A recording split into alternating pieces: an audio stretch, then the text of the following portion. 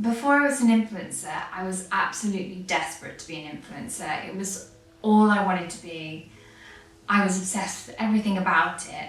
And then when I actually got there, it wasn't all it was cracked up to be. So here's my honest opinion about influencing now and what I'm going to do going forward.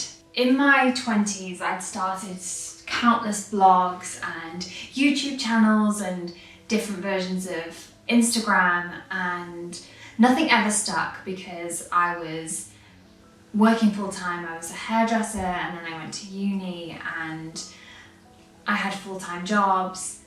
I worked in fashion PR, and I was never someone that could do things by halves. I couldn't compartmentalize. Is that the word?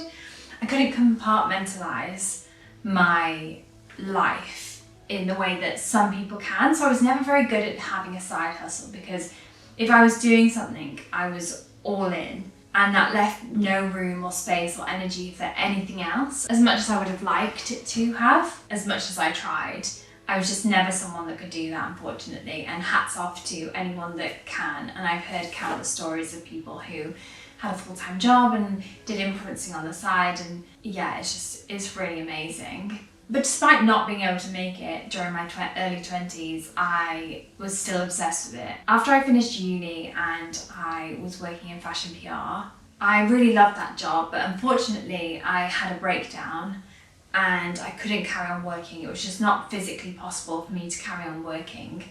I was just in tears all the time and having huge panic attacks every time I went back in. Even after some time off, I tried to go back and it just wasn't working. So I started dog walking instead in London, and I moved in with my husband, who was my boyfriend at the time. Luckily, with the dog walking, I was pet sitting actually during the day, so I would just go and sit in someone's house with their dog. So that gave me the space to actually start influencing. Then, of course, lockdown happened and I lost all my dog clients, and I had to go and live with my parents, and me and my husband actually moved in with my parents in Wales. I had nothing else to do other than Instagram. My account started growing slowly. Fast forward a couple of years, we ended up buying a house in Margate and I started doing up the house. When I started posting about the house, my account really took off from there. Everything was rosy. I was growing, my account was growing steadily. Work was coming to me quite easily, and I was getting invited to things and I was getting gifting. It was kind of everything that I thought it would be for a while. And then things just started to change. I think maybe with TikTok coming in, it got more popular. I think more people were doing things for free, so it kind of devalued the work a little bit. The algorithm changed, and I noticed that a lot of, myself included, but a lot of my friends as well who were influencers, were stopped getting work by having to state that something was an advert before you were posting an ad. It meant that people would switch off and they wouldn't want to watch it, and your adverts wouldn't get seen, which is of course how you make money. And I think that's really tough, because it personally, I think it feels, and you may disagree with me when I say this, but I think it feels a bit like we're penalising an industry which is predominantly female, and it was a way for women to actually make good money. It felt a bit like, yeah, women were being penalised. I say this because things like magazines and films don't have to put ad anywhere for like product placements. You know, I'll notice it when I'm watching a show and they've got like Coca-Cola turned around to face the audience in like loads of shots.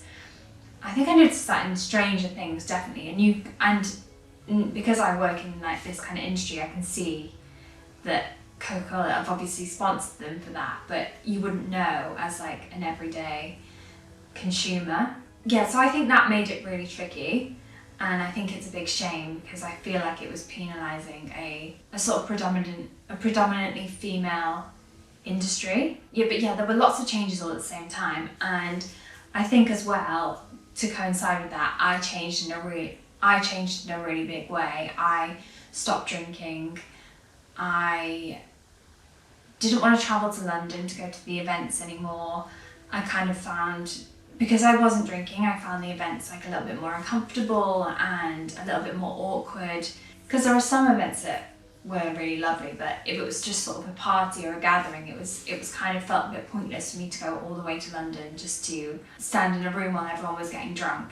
So I stopped saying yes to things like that, and then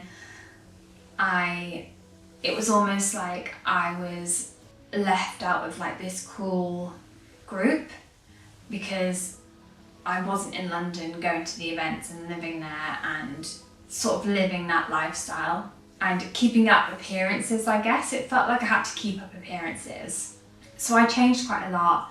And I also had therapy. I did a lot of inner child work, a lot of looking back into my childhood, really changed as a person, really grew. And with that, I think my whole style changed, and then we moved house. And unfortunately, I don't think my audience grew with me. And I can totally see from a brand perspective and from a marketing perspective how and why that would happen, because you're expecting one thing and then you're getting something completely different. Even though I felt like I wasn't that different from a sort of branding perspective, it probably was quite different. And so I think a lot of my old followers maybe didn't like the new version of me. It's so strange to see yourself as a brand and like market yourself in that way, but I actually think it's just it's just the way it is. It's really important. And with that, I think a lot of my values changed really significantly. I think when I first started influencing, I was sort of felt like I needed to buy all these designer clothes, and I was really excited about it at the time. I'd go to events and people would have designer bags, so I kind of felt like I needed designer bags. I would get them and be really excited about them, and then it would just be another thing in my wardrobe. After a while, I looked at all the stuff and I thought, this was just ridiculous, me spending, X amount of money on this designer purchase, because it didn't do what I thought it would do. It didn't make me a better person by having those things. I think I just got overwhelmed by this need to have new stuff constantly to show to followers, and new outfits, and just things that used to make me happy and I used to really enjoy, like going shopping, for example. I used to love going shopping. I have really grown out of. I really like having quite a minimal wardrobe. I really like having pieces that I really love, and to me it doesn't matter how expensive they are or what label they have on them. I really lean towards more classic pieces now. That makes me so much happier and so much calmer, I think, just having a bit less. Unfortunately, wearing the same thing every day isn't that exciting when you're a fashion influencer. And the same goes for my house. Like when we moved into our old house, we did it up quite quickly, and there was lots of rooms to show and lots of change.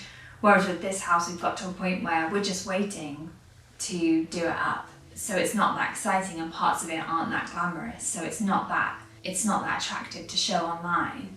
And I don't want to live like that. I don't want to live in this sort of fast-paced overconsumption way anymore. And I guess in the same vein, I've just really come to sort of dislike trends and trend pieces, and I really try and avoid that as much as I can now, because I just know that I've fallen into that trap so many times of thinking that I like something because I see it on everyone, and then wearing it for a bit and then never wanting to wear it again. And looking back at outfits and thinking, like, what was I wearing? That wasn't even me. I think I've just needed to rediscover who I was without all that. And I really needed to sort of let go of this need of needing to have new stuff constantly. So then I felt a bit like I was in this transition period of just doing things on my accounts purely for the likes, because I was so stressed out about not getting engagement or things not doing very well or not getting work, that I was constantly just trying to do things just for the end result. And that was really exhausting, and I burnt out from that so quickly. I was just creating for the sake of creating. I wasn't creating because it was what I really wanted to share or what I really liked. And for a long time, being online and being on social media kind of felt like standing in the middle of a field full of people and screaming for attention and just begging people to sort of look at me and look at what I was doing. It was very, very tiring. And so I felt like I was just very much going through the motions. I didn't know if I wanted to carry on. I didn't know if I liked it anymore. I had a lot of resentment towards things that I was seeing online. Just a lot of comparison when I was feeling really bad about myself. There was a lot of comparison going on, like, oh, so-and-so is getting work and so-and-so is doing this, or so-and-so is going to this event and I haven't been picked, and it just made me feel really bad about myself. I know it's because I sort of wasn't playing the game. I found being online tiring and really exhausting. So I basically got to a point where I felt like I didn't have anything left to lose. Decided that I may as well just be myself and start learning. So we've learned all these new camera skills, really started to create what I want to create, because if I'm learning a new skill and I'm enjoying what I'm learning and enjoying what I'm creating, then it doesn't really matter about the end result. It doesn't matter who likes it or who doesn't. And I think that's a big reason why I've started to do more on YouTube. It's because it feels like I can experiment a little bit on there and find out who I really am and what I want to create. And I think it might take me a while to find my people. It feels like I'm at the very bottom of a huge mountain and I've got a long way to go. But it actually feels good and it feels really exciting. I think I've learned a lot on my journey as an influencer so far, or a content creator, whatever you want to call it. And I think I just really need to reshape it and do it my way. If that isn't very popular or people don't like it, then so be it. But I've got to stay true to myself. We'll see what happens from here on out.